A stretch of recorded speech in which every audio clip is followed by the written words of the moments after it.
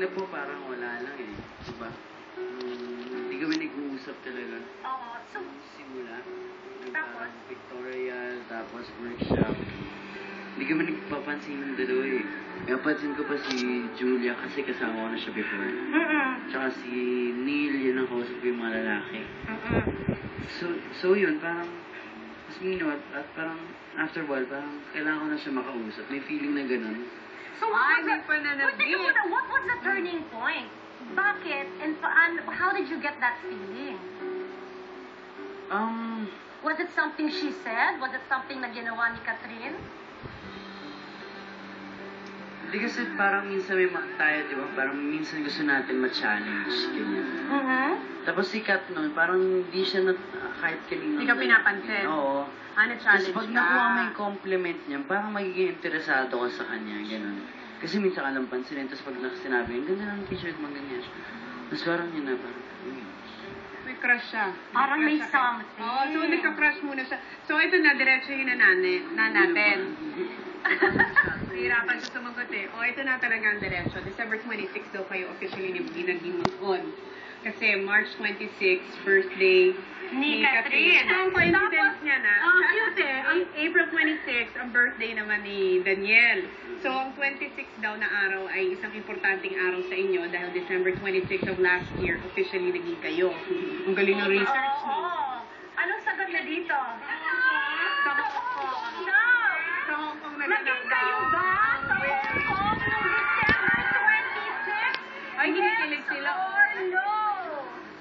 Uy, sabi niya, sasabihin mo? wait lang, parang sobrang love trip na isipin niya yung mga konikala ko, end of the world na eh. Alam mo yung connection? Kailan kaya December 2020?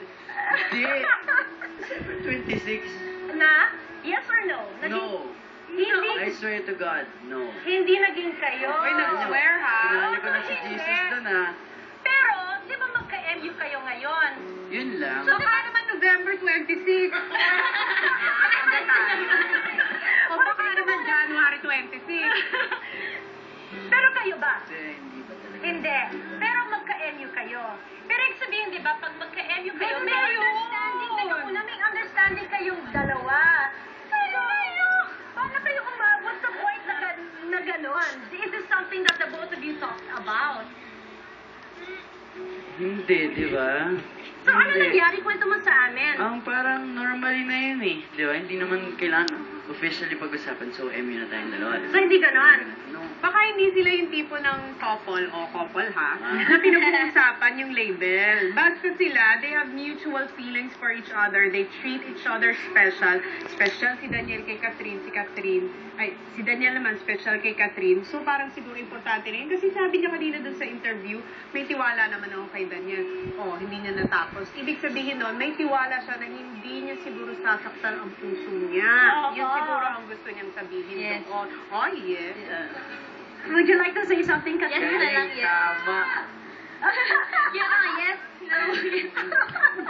Uy, pag may tiwala kasi sa tao na hindi sasaktan ang puso mo, ibig sabihin nun, ipinagkatiwala mo na yung puso mo sa kanya. Oo. Tama ba? Yes. Kami na po ang sasagot. Yes na yes. Ano ba siguro nahihirapan sila kasi tayong dalawang nagtatanong. Balik ka rin na natin at Correct. Oo. Kasi nalaman din natin lahat ng mga tanong na gusto natin malaman sa kanila. This time around, kayo naman ang magtatanong ng mga questions sa isa't isa sa pagbabalik ng The Band! Sa isang